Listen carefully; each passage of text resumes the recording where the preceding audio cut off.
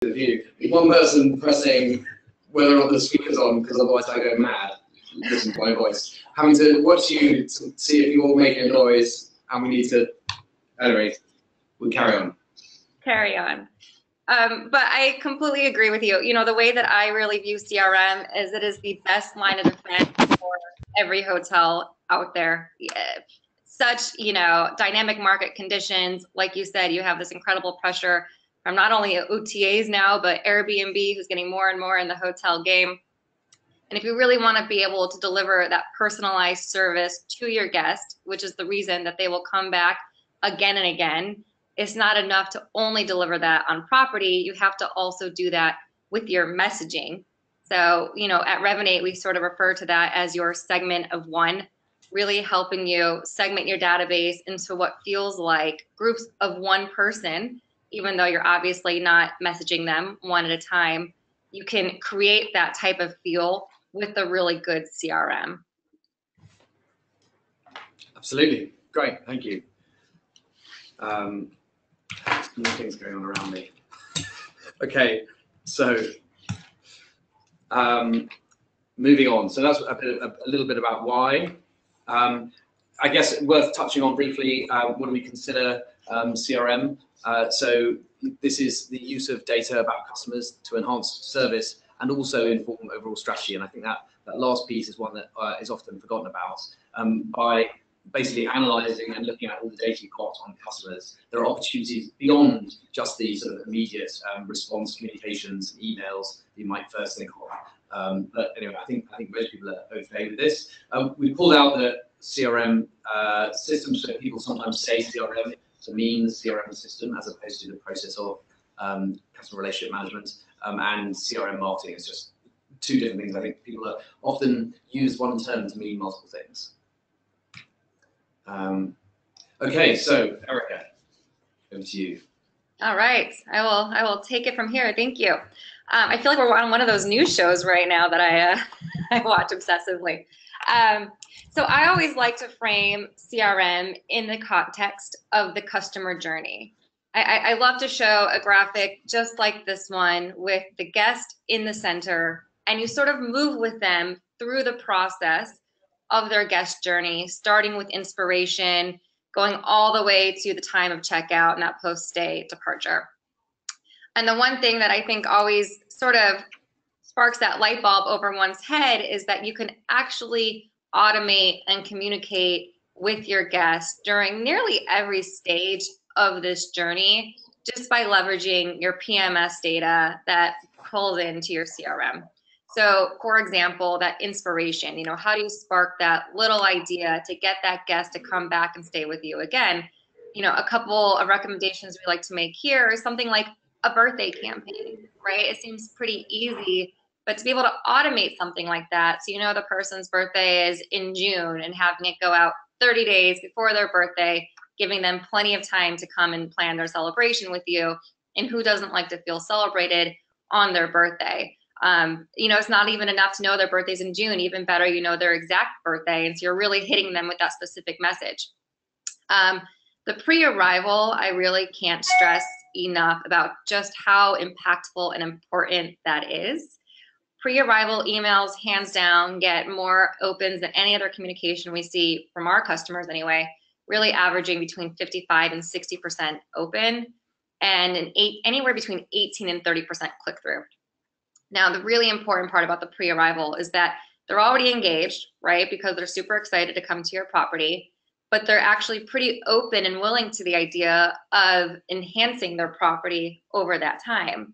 So by actually including your upsell amenities, upgrade opportunities, you're driving more ancillary incremental revenue to your bottom line. That's far more profitable, right? So I had one customer tell me that he pays for Revinate just in champagne every month, you know? So it's a great way to generate a few extra dollars. And again, this is automated, so you just set it, you forget it, you don't have to worry about it anymore. On property, that could look like some kind of welcome message. Again, making it feel really tailored. We know that you've been on property 4 times. Thank you so much for coming back again. So you're one of our most loyal customers.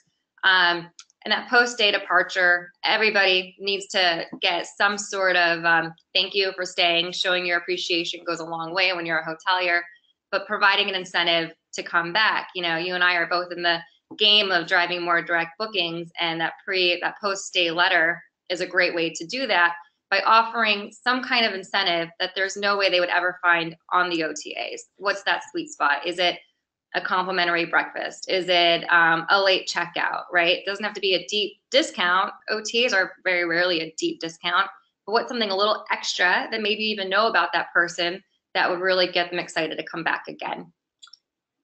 And Erica, you mentioned their pre-arrival messages, and I think there's quite a few different sort of systems that look at upsells and the like. So I'm just interested, can you talk a little bit more about, I mean, you mentioned the champagne upsell, and I'd say the one I hear about hotels going for more is trying to get people to take room upgrades. Yeah. Can you talk a bit about advice you give hoteliers on what it is they should be trying to upsell? Absolutely. You know, it's really a combination of both, and we really see the revenue split down the middle between room upsells and then also amenity upsells, which I think surprises a lot of people. You know, room inventory, it doesn't always work for some people. Sometimes they just don't have the inventory that allows them to provide these types of upgrades. What's really cool, at least with Revenate, is that it's all dynamic. So if you are checking into a deluxe room, you're only going to get an upsell arrival, a pre-arrival upsell for a category above or even a category above that. But to mix it in with some amenities also, we see breakfast is like breakfast buffets, breakfast in bed is pretty much in the number 1, 2, and 3 spot for the best sellers. I love to see that actually attractions, local activities, tickets to events are actually really high up there also. Champagne definitely is in the top 8, and actually flowers. So romance is not dead. I think flowers is actually in the top 5. So really interesting to see what amenities really do generate the most revenue. And again, with that CRM knowledge, you can really target what amenities you want to go to what person. That is a really interesting insight. I don't think being offered flowers pre-arrival. And yeah, absolutely, that's the kind of thing I'd consider. Great, okay, thank you for that. So we'll come back to more examples and specific things hotels can try a bit later, but when you mentioned that, I thought it'd be one I wanted to jump in on. Okay, so next we have, now the slides don't move. It goes from like fun to ludicrous. Okay, there we go. So some key components if you're new to CRM and you're thinking about starting off, which again, we really gleaned from speaking to quite a lot of experts and just asking for the basics. And I think the first thing that really came out is that because there's a buzz about CRM, because people have heard of great results that other hoteliers get, there can be a bit of a rush to, right, we've got to go buy a full functioning system that does everything for us. And yet, a lot of the people who we felt had the best results often were going for the real basics. They've been very clear upfront about how exactly are we going to use a CRM, what kind of messages are we likely to want to send in the first year of having the system, and based on that, what system should we go and get? So I think it's worth starting from first principles. It can sometimes be tempting to just jump straight in, but really working out where you're going to put your effort. The second one is staff buy-in. One of the keys to making the CRM work well is having great data. And one of the nightmares we found, certainly with data, is just gets out of date so quickly. As soon as you bring new people into an organization, making sure that they know the practices, the expectations you have around what data they're going to collect and when and how, and that they collect it in the same way can be a real challenge. So it's like one of these real basic rules, but so often I think people are jumping to all the 50 different ways we can send messages to people without getting their data in order, and a system and a process for updating it and cleansing it and looking after it in the long run. And then finally is ease of use. I think there are very few hoteliers out there who think they've got lots of spare time on their hands. And so work on the basis, make the assumption that whilst you have a lot of excitement starting off and putting a CRM in, a couple of months down the line, it's another task that you're having to think about. And so being really confident that you're using a tool, working with something that's very easy to make changes to. That again, somebody new to the property literally can pick it up and use it without having to refer to user manuals and training and the like. I think it's also really key. Are those fair to think, Erica, as basics? Keep it simple. Keep it simple. I mean, we tell ourselves and speak to each other, I don't know how many times a day, hoteliers are busy. How do we make this as simple as possible? You know, I think it really helps that I come from the hotel world. I mean, I was leading the marketing for 4 hotels, 3 spas, and 1 restaurant. You know, I had no time. I didn't have time to be an expert in anything, right? Much less CRM or email or whatever the case may be. So I was so excited to move somewhere that was trying to solve that problem for me because I was going to tear my hair out. So we are getting closer and closer as an industry, I think, to being able to provide this technology that is easy to adopt. And I think hoteliers are becoming much more welcoming to that type of opportunity. I think they know that they need it. So absolutely. Great. Okay, so can you tell us a bit more about specifically how hoteliers should be using it and thinking about segmentation? Yeah, you know, it's really funny. I don't see it as much as I did when I first started, and I've been here for about 3 years now, but I really had to spend a lot of time sharing with customers why it's just not one size fits all. It's really appealing to hoteliers, and you know, you get these new customers and they come on board and they're so excited because they have a million people in their emails and in their database, and they're just ready to hit the ground running and start blasting their entire database. That's bad for many reasons. The first reason, the most important reason, is going to kill your deliverability.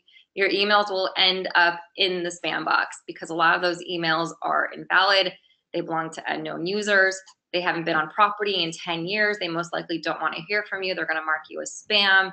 And all of that stuff really just kills your credibility across all the different email service, email clients, right? Like Gmail, Yahoo. But more, you know, that's important, but it's also really important that you are sending information to your guests that they care about, that they really want to hear about.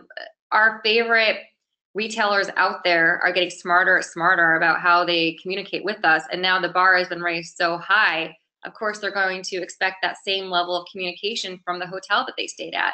Maybe even more so because you slept there, right? It's a very personal experience when you stay somewhere, and this is an industry that's known for taking care of their customers in a way that others aren't known for that. So our marketing should absolutely match that.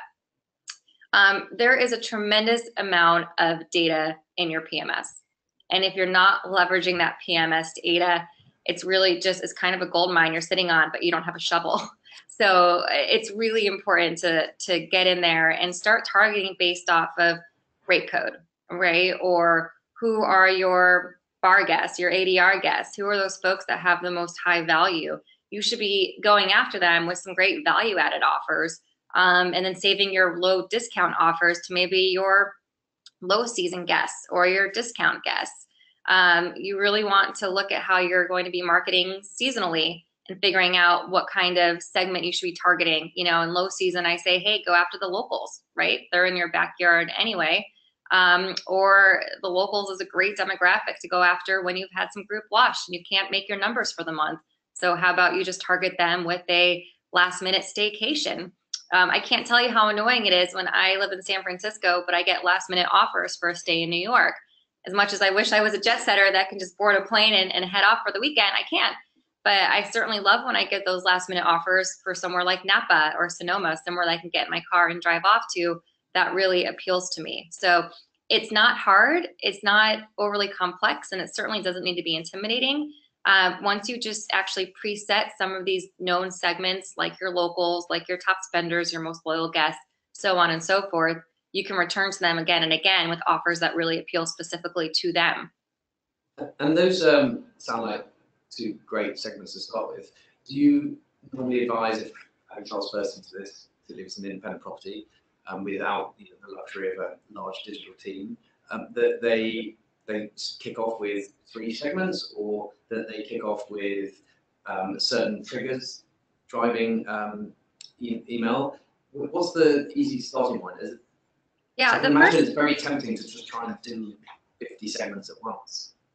You know what? That's great. And I encourage that. I think it's more tempting to blast everybody and not do any segment at all. So if you're really, excited to build some segments, I say get in there, give it a try. The first step I say really is to go back to that customer journey and figure out where you can automate it. Again, going back to the fact that hotels are so busy. I mean, who doesn't want something running in the background doing the work for you? I certainly do. I dream of that. But just to be able to set up your pre-arrival, to set up some kind of inspirational campaign. Maybe it's the We Miss You, they haven't been on property in a year, get them to come back and take another look at you.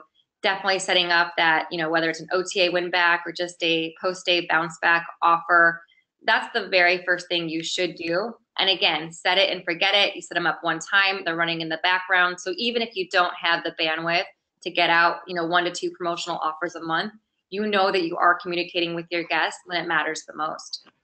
Okay, got it. So first principles, get back to the guest journey, think through each part of those first. Okay, Definitely. got it. And there was another thing you mentioned that I'm interested about. So you talked about when hotels are first starting, they'll have 10 years worth of email collection, a load of names that perhaps they just have never messaged before or very rarely do. And so the risk of spamming everyone all at once is you kind of blacklist yourself as a bad email sender. But at the same time, if I'm a hotelier and I've got that 10 years worth of emails, I kind of want to try to contact them because that's my starting base. So how on earth do I get over that problem of I've got bad data, 50% of it might be bad, but I've got to send it before I learn what's bad? What we've always recommended, and things are of course changing and we'll get to that, but we've always sort of had that 2-year rule. And the reason why we say 2 years is because up until coming up, Canada's always had the most stringent privacy compliance laws. And basically they said you're able to email anyone in your database with whom you have implied consent over the last 2 years. Now, implied consent means you've done some sort of business interaction with them, and it's implied that you have their permission to contact them. Now, outside of 2 years, that they haven't been on property in 2 years or transaction with you, you'd have to actually have explicit consent. So you know where I'm heading. Obviously, in the EU, this is all changing May 25th, mark your calendars, with GDPR. And now the European Union is saying you have to have explicit consent to reach out to anybody in your database. And for folks who are maybe listening who aren't in the EU, this will affect you because you probably have guests who do live there. And this is the law you're going to have to abide by. So now more than ever, it's not a scary thing. It's actually a really good thing. We're all consumers. We all want to know that our data is being used in only ways that benefit us and nothing that abuses that privilege. So now you really have to focus on segmenting and sending relevant content and really being careful, or not even careful, but strategic with how you send and to whom you send to, because they are going to want to hear from you and they are going to want to receive your messages. And that's really what GDPR is all about.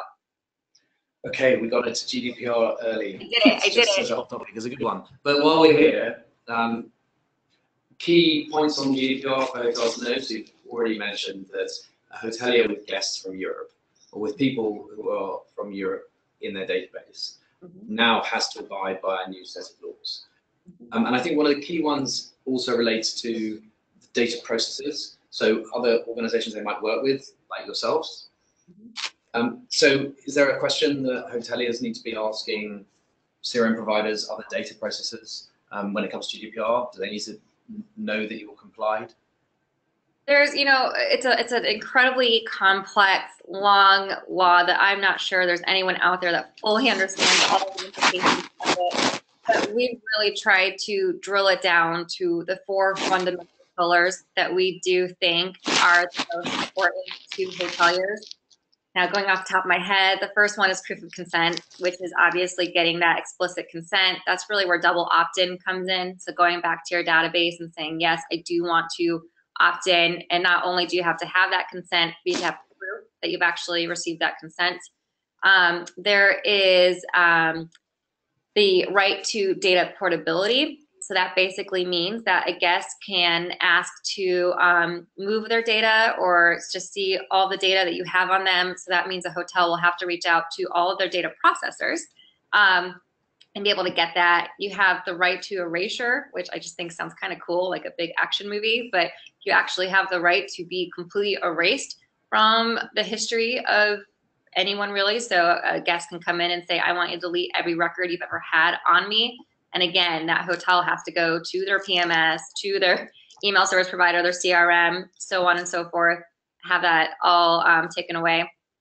And it's funny because if you make a new reservation, well, once again, you're in the database because there will be no record that you've ever been erased.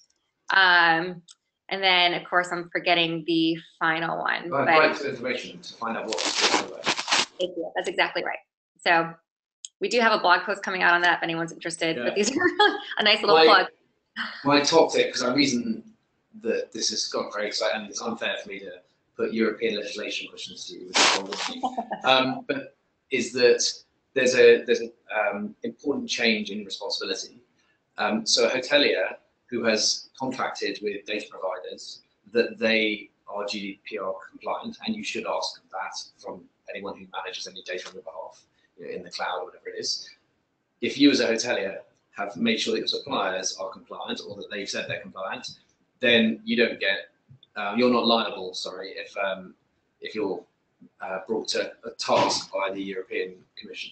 However, if you haven't done that and your suppliers haven't been asked and haven't assured you that they're GDPR compliant, then you, the hotelier, are liable. I think it's something like 4% of your revenue that the European Commission could come after, theoretically. So my top tip would be, you're working with vendors who ought to know where they're at with this. And as a hotelier, you just need to make sure you ask questions and put it really in the contract. Okay, let's move on to GDPR. There's lots of other things to do, but I could go on about it forever. So segmentation, personalization. I have one other question on this, which is, to what extent, I mean, people talk a lot about personalization. There's a very clear incentive and benefit of having one-to-one conversations with people. But my suspicion is, as a pragmatic business owner, that really is about 80-20. And in terms of getting bang for your buck with your CRM, focusing on like the simple major segments gets you most of the way there. You don't need to be right down into, well, this person did these things, and therefore I'm going to give them a unique email that only fits them, and I'm going to write another 50,000 emails for the other 50,000 guests who are unique. Yeah, the trick is to make that person on the receiving end of that email feel as though it were made just for them. However, it probably went out to maybe 2,000 people, right? So there really is, that's what you're really trying to accomplish. How can you group these buckets of people into these segments where you're sending the most relevant message to that group that feels very personal and feels one-to-one to them. So that's the real reason. Like, CRM is really good because it can give you an overview of who your guests are. But yeah, I don't expect, and nor do I want a hotel to know everything about me specifically, because that would be completely right. Okay, great, thank you. So in email marketing, this is probably the right place to start when it comes to CRM. I know this is something you have a lot of statistics on about, you mentioned some already, open rates. But certainly one of the things that got a lot of people at the Direct Booking Summit very excited was when they started to think about the extent to which people prefer email and continue to prefer email despite all the messaging and everything else that's going on, and more so than social, as a way for organizations to contact them. And are these kind of open rates that you see through segmentation, is that the kind of thing you'll also see at Revinate? Similar? Yeah, so actually those are our own metrics that we just, after analyzing all of our customer emails, those who segmented based off of, and against those who did not, this is actually what we saw. So those who did segment their list saw a 20% higher open rate, a 70% higher click-through rate, and most impressively, a 73% higher revenue per recipient. So we do know that segmentation works. We do know that email marketing works. It's still the most preferred method of communication, even among millennials, so that hasn't changed. My favorite quote about email marketing is that it actually will never die. It will just continue to evolve. So yeah, back in the day when you didn't have to get all that segmented or, all that personal, you could blast your entire database. That no longer applies. but email marketing, when done right, is still the most effective way for conversion and customer retention. And that's really true across the board and across generations. Okay, got it. Power segmentation. Clearly stated, thank you.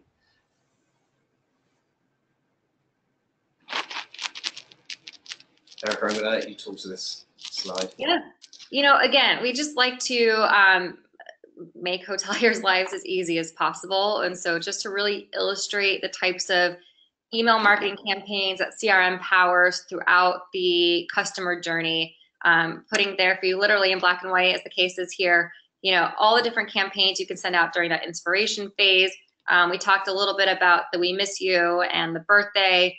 I love the idea of a booking anniversary, because that way, you know, you made your last reservation with us was a year ago. That way you can actually get in front of the booking window before it's too late and they made other vacation plans. The pre-arrival, we talked a lot about that also. I'm always surprised by how few hotels actually do that on-property welcome note. Sometimes I'll still check into a hotel and they give me a letter that they printed out on the computer with everything that I need to know about what's happening on property. I'm like, you know, you could just email that to me. It probably would have saved, you know, a lot of time printing these and stuffing these in envelopes. But also on-property welcome is a great way to feel personal. If it's my first time checking into that hotel, I should be recognized for that. And if it's my second or third time, I should get some kind of welcome back message. You know, they're also great because it helps get in the way of what could be a negative review. If you just say, if there's anything I can do to make your stay more special, let me know. And you just give the contact information of whoever that ambassador is. And then we also already talked about that post-day email, which could be your OTA win back, some kind of thank you note, even your post-day survey, and trying to get some really great reviews, you know, published to TripAdvisor and Google, and really, you know, amplifying your online reputation. It all comes full circle. And there's quite a variety and large number of emails here that someone could set up. How long do you find it takes hotels when they've bought a CRM to get going? How much time should they expect to invest in getting the basics up? Yeah, you know, the integration is probably the part, depending on who your PMS is, and that's probably going to be the what's going to take the longest time. As you know, PMSs, they can sometimes be a little bit cumbersome. But once you're up and running, it's really easy, again, depending on who you're working with, but the templates should be fairly easy to build. We have a drag and drop. You build your templates, you just go back to them time and time again. So all you have to do is update the copy. The email itself should take no longer than half hour, you know, maybe a little extra time to get everyone's approval on it, because you obviously want to make sure that whatever you're sending out doesn't have any errors in it. So I think the longest time in any sort of email campaign is actually the editing and not actually the writing. So if I was a hotelier and starting, then I could allocate a week of my own time to create templates, write emails, get them through editorial. That's the kind of amount of time that I need to be thinking about, and then checking and updating once a month for a day or something. Yeah, I think that's absolutely, yep, it's really realistic. Okay, good. It really should make your life easier. Yeah, I can see that it does, particularly with the automated ones. There's something highly sophisticated about CRM systems that kind of scares me, I think, if I was a hotelier, well, back just as I am normally, because there are so many options and so many things you can do that I'd have this like slight nerves of buying this thing and then having to spend every day in it for the next like 6 months. But you've reassured me, no need. Okay, and you have a staff too, right? Yeah, you know, you're not alone. You're definitely not alone. Everybody who's listening to the webinar right now is kind of nodding and shaking their head. Again, if you're working with the right provider, they understand that, and they've built a platform that sort of addresses that problem, and it does make it, and they've made something that's really seamless, really intuitive, and as automated as possible. That's our mission. That's what we're here to do. So it really shouldn't be intimidating, and it shouldn't be anything that you walk away from. And quite frankly, if you don't do it, your competitor is. So you're sort of at the point where there isn't much more, there really isn't another option. Okay, so I think if I was about to buy a CRM, perhaps the thing I'd want to do is literally go create an email in the system as a test before deciding, you know, with a couple of different systems to really make sure I understand day to day what it's going to take, and is it intuitive and is it easy? Is that the kind of thing that people are able to do? For example, with you, are they able to say, can I actually try and set up a campaign? You wouldn't be able to send a campaign in like the shopping part because you obviously have to set up all of the back end IPs and all of the technical stuff that I get into it. So, you know, Gmails and everyone actually like recognizes you as a legitimate sender. But you should get a demo. You should definitely be able to get in there and play around a little bit, you know, throughout the sales process. You should get a very good flavor of what it's like to work in that system. And also, I think testimonials and references go a very long way. So don't be afraid to ask, you know, who else is working with you? Is there anybody else in my market? Can I reach out to them? I don't think there's anyone that hoteliers trust more than other hoteliers. So certainly we do that quite a bit. And we love to have prospects talk to our customers because it gives our customers a chance to share, you know, the type of success that they're having with our platform. That sounds like a great suggestion. I used to run a recruitment business, and one of my views on recruitment is generally interviews are a rubbish waste aside from interview. And the thing that really matters in choosing people is having really extensive conversations with previous people they work with. And again, whilst people think, oh, I'll take up references, there's like a simplistic way you can do it, which still drives a lot of variability in the outcome. And then there's sitting down, writing down, here are the 10 questions I want to ask a previous employer or someone who's currently using a CRM system. I'm going to ask these questions in this order, and I'm going to do it across a few different systems. Yep. When we're recommending how people buy software, that is something I really push, is people pay lip service to references. And yet when it comes to someone actually being able to tell you how something is in real life 3 months from now, what it's going to be like, really going through references in detail, I think is something people don't do enough. So sorry, I'll stop on that, but it's something I believe very strongly. Great. We've all bought systems that, you know, months later you think, oh God, I didn't realize I had to do that. Okay, great. So email marketing tips. Okay, you know, I literally teach a class on email marketing. I'm actually coming to London next month, so I could talk for hours, and I oftentimes do talk for hours on this very topic. I will keep it short for the sake of everyone's time. But, you know, we talked already a lot about automating the customer journey. We talked a lot about compelling content. The one thing that I really like to drive home is that attention spans are short. They are shorter than that of a goldfish. A goldfish can pay attention for 9 seconds. Us human beings are at about 8 seconds right now. So again, everyone listening, thank you. I hope you're still heavily participating in this conversation. But you want to make sure that whatever you're sending out really captures your attention right away. That's why it's really important that the content is scannable. You have a very strong, clear, bold call to action that links right to whatever it is that you're selling. Lots of white space. I'm looking at the slides you've put together, tons of white space. I know exactly what the point of each slide is. I can get it right away. That personal tone, I think, is so important. This is your brand, right? Everything you do communicates.Email is a very large extension of your brand. So if you are a formal hotel, you want to make sure that your tone represents that. A little bit more tongue in cheek, a little bit more casual. This is the time to be that way as well. Again, you're establishing credibility with your senders, with your recipients. You're also establishing credibility with the different email service provider mailboxes. So make sure you're just really respecting whoever inbox you're going to be landing in. So they're going to want to keep your messages. And of course, that last one I really can't stress enough, which is test, test, test, test, test, test, test. You know, we send emails here, you know, all the time, obviously from the marketing team, and would always do it back in my hotel days as well. And I still think I get clammy hands, you know, every time my hand's kind of hovering over that send button. It's a very scary thing to do, to send a campaign out to what might feel like one person, but it's actually thousands. You want to make sure that goes out without a hitch. So don't be afraid to send it to your boss, to your sister, to your boss's boss, as many eyes on it as possible. Click every link, check every, look for spelling errors, make sure the phone number is written correctly, because you don't want that call from, you know, your boss's dentist who said that they got this email and it was incorrect. And that's happened to me. So I speak from experience. And we're all, as humans and busy marketeers, looking for, I guess, shortcuts in life. And I don't know about you, but I often see those blog posts that say, here's a test, such and such company ran with emails, and this was the best headline. Or here are the top 10 headlines from the month of February. To what extent do you advise people to use that kind of seeming best practice? Or is it that actually different industries, different target segments, they actually just need different things and you have to test in your own data?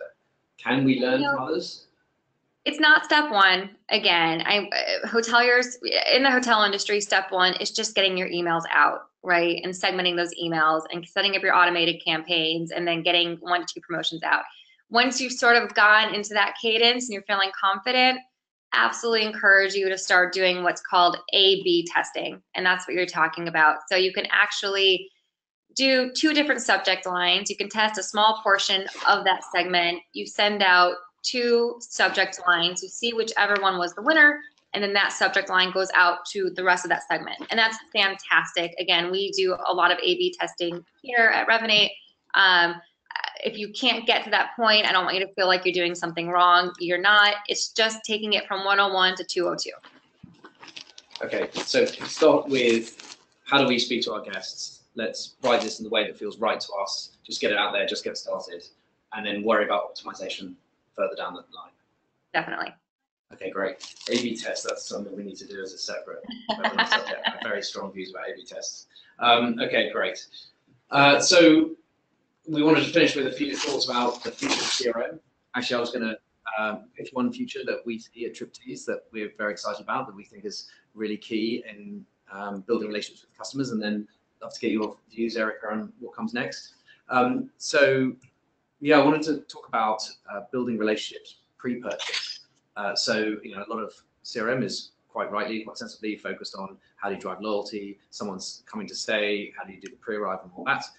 But when we, as I say, we spend a lot of our time thinking, how do we help drive bookers to book direct as opposed to by third parties? And we think that one of the opportunities in that is actually starting to really build a relationship before someone arrives. So one of the things we've been experimenting with and built out over the last year was messaging, live chat on hotel websites as an opportunity to have a real sort of one-to-one communication with people. And the reason for that is because messaging has just absolutely exploded as a, I guess, activity for humans. I don't think there's been any change in human behavior greater than the shift to messaging in the last 3 years, literally in the history of mankind, because the volume of people that have this new behavior that didn't before is extraordinary. And that's ultimately because, you know, it's a really great way to communicate. So a couple of thoughts on how to use messaging, live chat as part of CRM. So the first bit, right, this is an extension of your hotel and delivering hospitality online.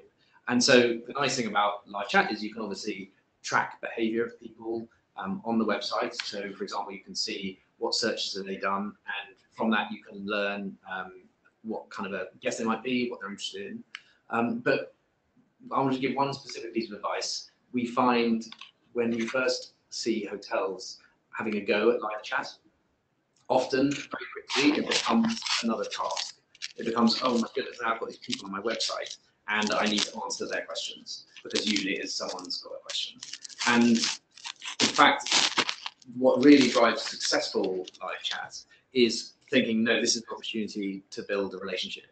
And the best way to do that, a single key piece of advice, is when somebody asks a question, if they were asking you a question in your hotel and you were trying to build a relationship, you wouldn't just answer the question and sort of stare at them blankly.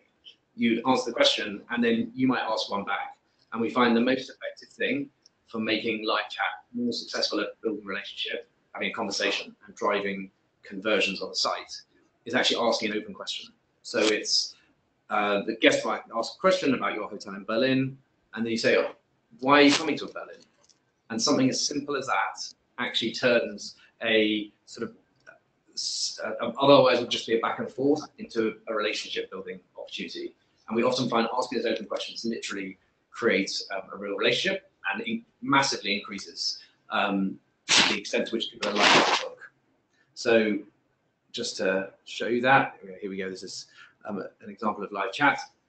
One of the things we've been looking at is to what extent do trained agents and also automated agents, so we have a live bot that can respond on behalf of a hotel, how do they measure up in terms of conversion and the impact they have on the site? So an average hotel website converts at about 2%.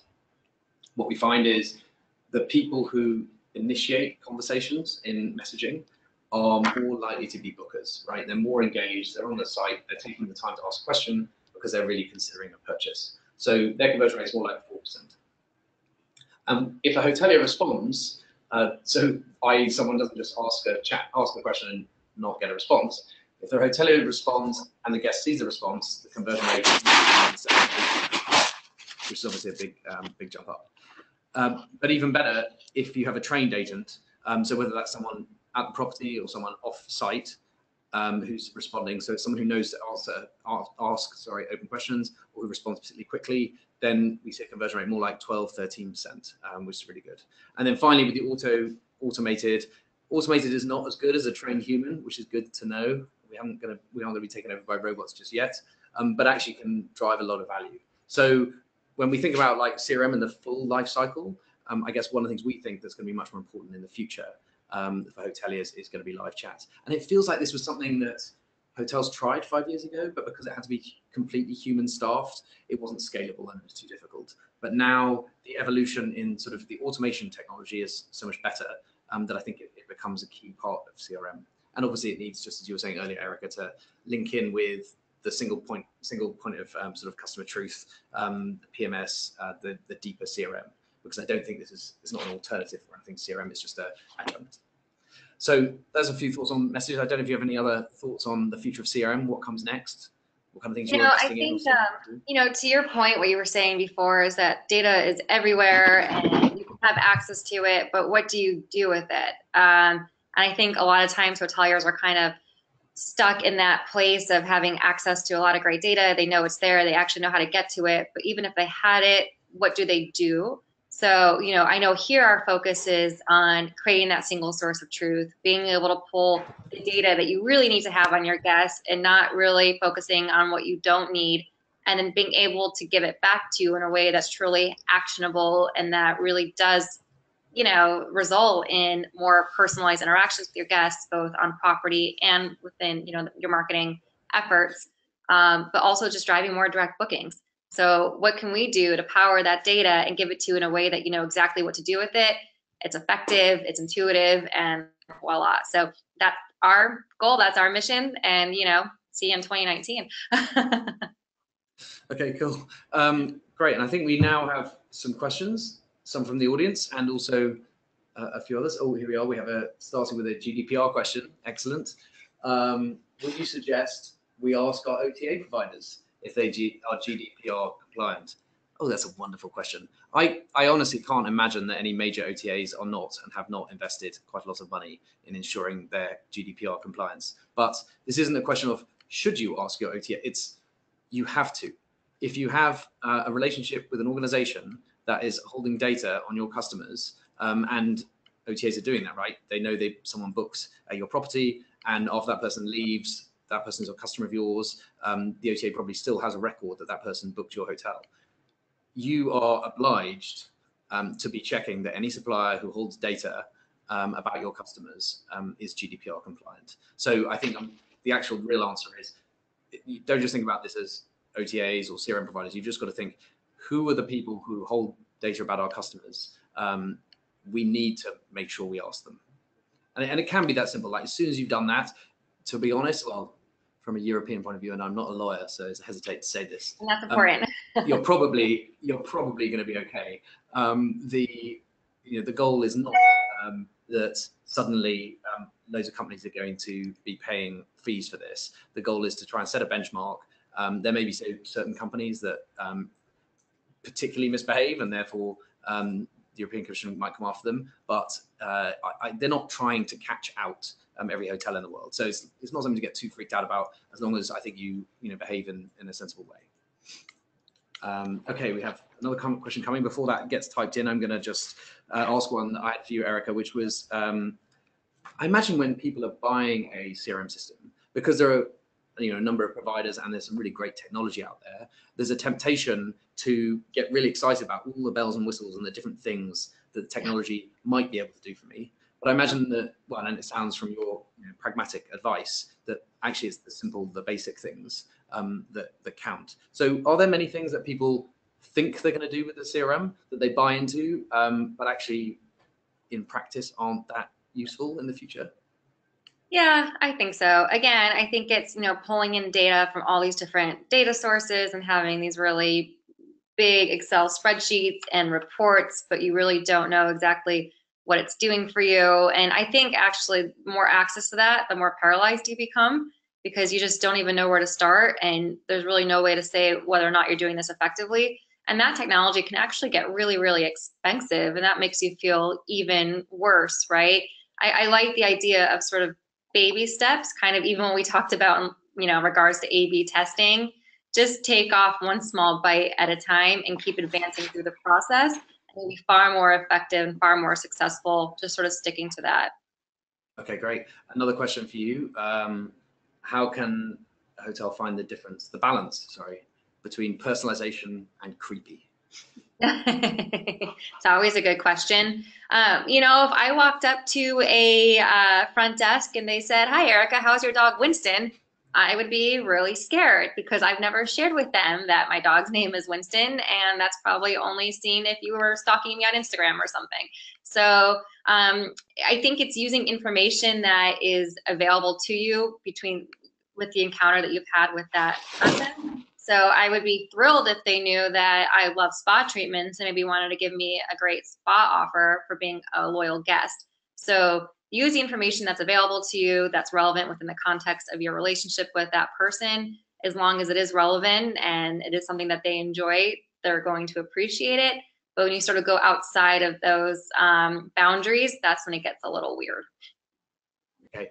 And I know you have hotel customers who have properties around the globe, and customers certainly around the globe. So do you advise different treatment for different cultures, people from different countries, in terms of the way they're communicated to? That's a great question. For the most part, I feel like people are pretty much generally the same. They all want to feel understood. They want to feel like they matter. They want to feel that they're important. So that feeling of personalization, it really doesn't change from place to place. And I feel like I can speak quite confidently on that because, I do these email marketing certifications, and I've done them in Singapore, in Bali, in London, in New York, all over. And I always have hoteliers come, and really the questions are always the same. The examples are always the same. So I think more than culturally, we're all just all humans, and the way that we like to be communicated to is pretty much the same. I would say some regions are a lot more formal than others. So emojis and subject lines may not work in some cultures the way that they would in others, but that's actually more of a hotel class thing anyway. It wouldn't really work as well for a 5-star hotel that's going after, folks who are maybe older in years as opposed to a cool, young, hip boutique hotel. So I think it has a lot more to do with the actual brand and the actual experience they're creating than it has to do with the culture or the region. Okay.